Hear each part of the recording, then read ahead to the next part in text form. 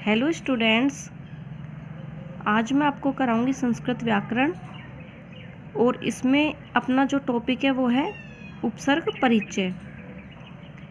तो इसमें मैं आपको बताऊंगी कि उपसर्ग की परिभाषा क्या होती है, उपसर्ग के अर्थ क्या होते हैं और इनके उदाहरण किस प्रकार से बनाए जाते हैं।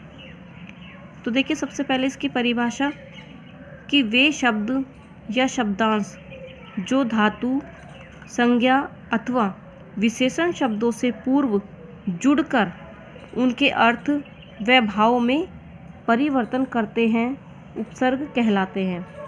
तो देखिए, कोई भी जो धातु है या संज्ञा जो शब्द है या विशेषण, वो क्या है कि पूर्व में जुड़ते हैं, यानी कि जो ये शब्द है वो पूर्व में जो जुड़ते हैं और उसके अर्थ और भाव में जो परिवर्तन कर देते हैं, वो उपसर्ग कहलाते हैं।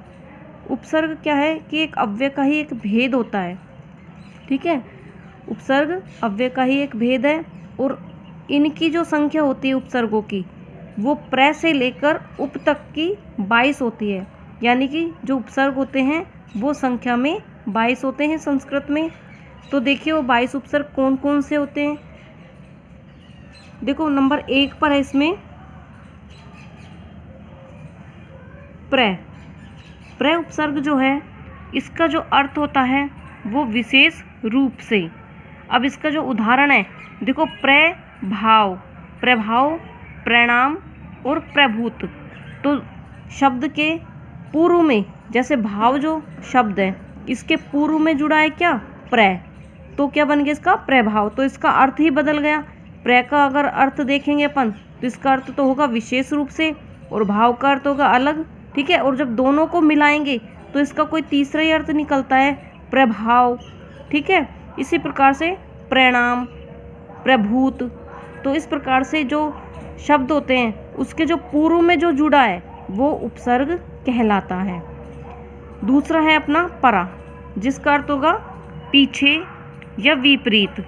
ठीक है, इसका उदाहरण बनेगा पराभव, पराजय। अप का होगा दूर या विरोध, अपमान, अपकर्ष, अपभ्रंश।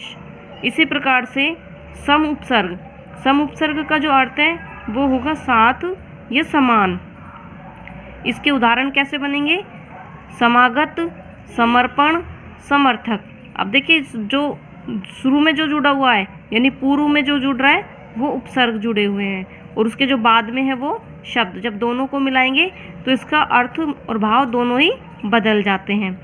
5वां है अपना अनु का अर्थ होता है पीछे या साथ साथ। उदाहरण है इसके अनुगमन, अनुकरण, अनुचर। 6 है अपना अव का अर्थ होता है अपमान या दूर, अवगुण, अवमानना, अवनति। निस का अर्थ होगा बिना, बाहर। ठीक है, 2 अर्थ निकलेंगे इसके, बिना भी और बाहर भी। उदाहरण है इसके निष्फल, निष्काम, निष्कपट। अगला है निरुपसर्ग का अर्थ भी क्या होगा, बिना या बाहर। देखो, निस और निर दोनों का अर्थ एक ही होगा। निरर्थक, निरक्षर, निरादर। दुस, इसका अर्थ होगा कठिन या बुरा। दुस्सह, दुष्कर, दुसाध्य है। दूर, कठिन, बुरा, ये इसके अर्थ हैं। जिसमें देखो, इसका उदाहरण बनेगा दुर्गम, दुर्गंध, दुराचार। अगला अपना वी।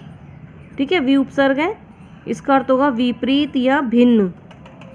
उदाहरण क्या बनेंगे इसके, विभिन्न, विगत, विफल।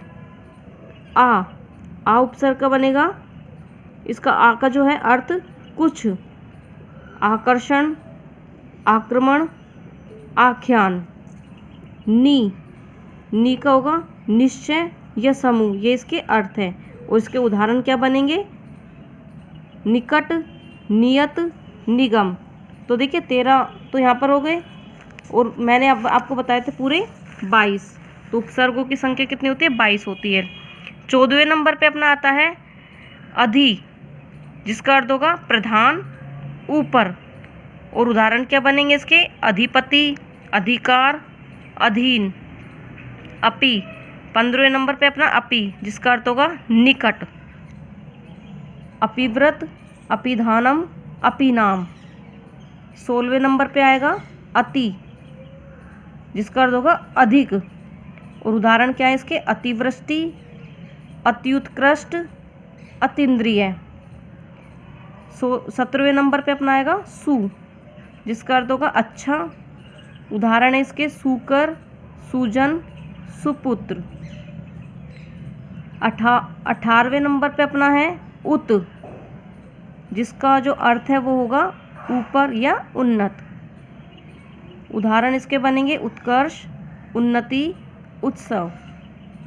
अगला है अपना अभि, जिसका अर्थ होगा और, तरफ। और उदाहरण क्या बनेंगे इसके? अभिनय, अभिमान, अभिनव। प्रति, प्रति का अर्थ होगा विपक्ष, विरोध।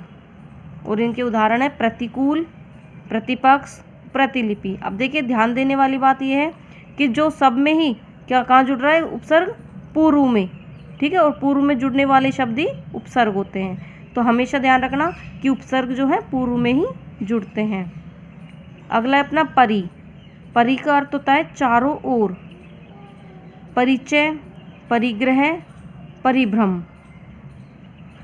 अब जो लास्ट है अपना 22वां जो उपसर्ग है वो है उप उपसर्ग, जिसका अर्थ होता है निकट या गौण। दो अर्थ निकल रहे हैं इसके, निकट या गौण।